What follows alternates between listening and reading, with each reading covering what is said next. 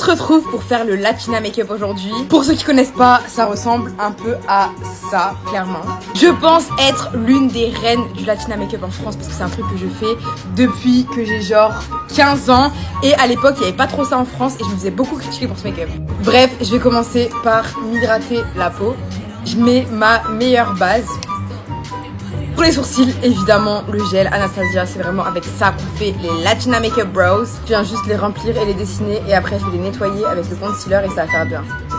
Maintenant que ça ressemble à ça, je prends mon concealer et on va nettoyer tout ça pour faire une meilleure forme de sourcil. J'ai le seum, je viens de mettre du make-up sur ma manche. Bref, de toute façon, vous voyez pas, on va faire genre on a pas vu. Les sourcils, c'est pas ce que je fais d'habitude. D'habitude, je les remplis pas comme ça, mais c'est ce que je faisais avant en tout cas. Pour le teint, aujourd'hui, je ne vais pas utiliser de fond de teint. On va jouer avec le concealer. Je vais en mettre un peu ici, ici.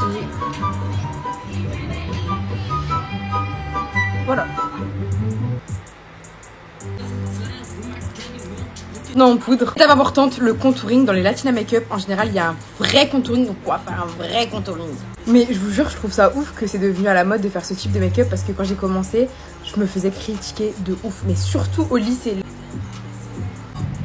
Je marque le contouring avec la poudre. Pour le Latina Makeup, on veut pas un gros blush, on veut un blush assez subtil. Donc je vais mettre celui-ci. Un peu de spray fixateur.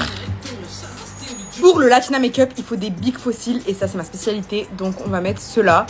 C'est pas les plus grands de ma collection mais je les trouve pas mal. Lèvres, on veut un contour bien sombre, bien bad bitch, bien glow. Je vais prendre mon crayon que j'utilise un peu tous les jours de chez Kiko.